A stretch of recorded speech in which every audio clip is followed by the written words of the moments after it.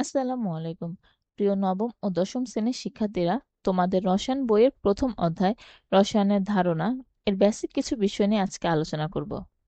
আমরা সকালে ঘুম থেকে উঠে রাতে ঘুমাতে যাওয়া পর্যন্ত প্রতিটা ক্ষেত্রে রসায়নকে নানাভাবে ব্যবহার করছি।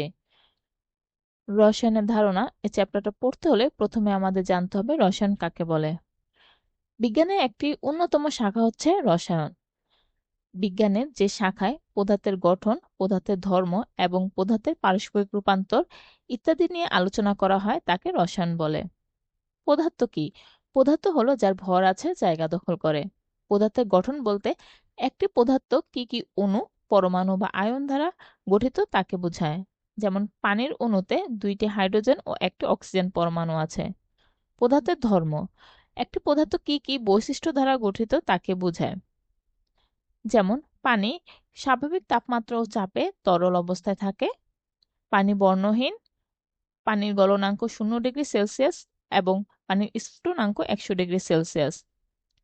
পদার্থের পারস্পরিক রূপান্তর কোনো পদার্থকে তাপ দিলে তা এক অবস্থা থেকে অন্য অবস্থায় রূপান্তরিত হয়।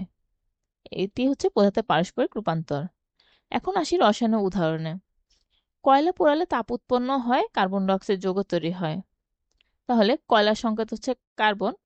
যখন কয়লাকে বাতাসের অক্সিজেন উপস্থিতিতে পোড়ানো হবে তখন কার্বন ডাই অক্সাইড ও তাপশক্তি উৎপন্ন হয়।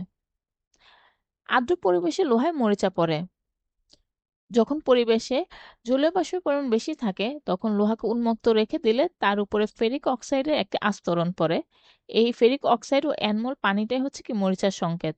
তাহলে আমরা বলতে পারি লোহা বাতাসের অক্সিজেন ও জলীয় বাষ্পের উপস্থিতিতে বিক্রিয়া করে ফেরিক অক্সাইড ও অ্যানমোল পানি উৎপন্ন করে, যা মরিচা নামে পরিচিত। উদ্ভিদের নির্যাস থেকে ওষুধ সুগন্ধি নিষ্কাশন করা হয়। উদ্ভিদের প্রতিটা অংশে বিভিন্ন রাসায়নিক উপাদান থাকে যা আমরা আমাদের দৈনন্দিন জীবনে বিভিন্ন কাজে যেমন ওষুধ তৈরিতে, সুগন্ধি তৈরিতে ব্যবহার করি। এই রাসায়নিক উপাদানগুলোকে বিভিন্ন রাসায়নিক বিক্রিয়ার মাধ্যমে নিষ্কাশন করা হয়। আকরিক থেকে ধাতু নিষ্কাশন করা হয়। খনিতে কোনো ধাতুই কি পিওর অবস্থায় থাকে না, প্রতিটা ধাতুর সাথে কিছু অপধাতু মিশ্রিত থাকে। এই অপধাতুগুলোকে সরিয়ে প্রিয় ধাতুটাকে কালেক্ট করতে আমরা বিভিন্ন রাসায়নিক বিক্রিয়া ঘটিয়ে থাকি। তাহলে আমরা দেখতে পাচ্ছি আমাদের দৈনন্দিন জীবনে প্রতিটা ক্ষেত্রেই আমরা রসায়নকে কাজে লাগিয়ে জীবনকে সহজ করছি।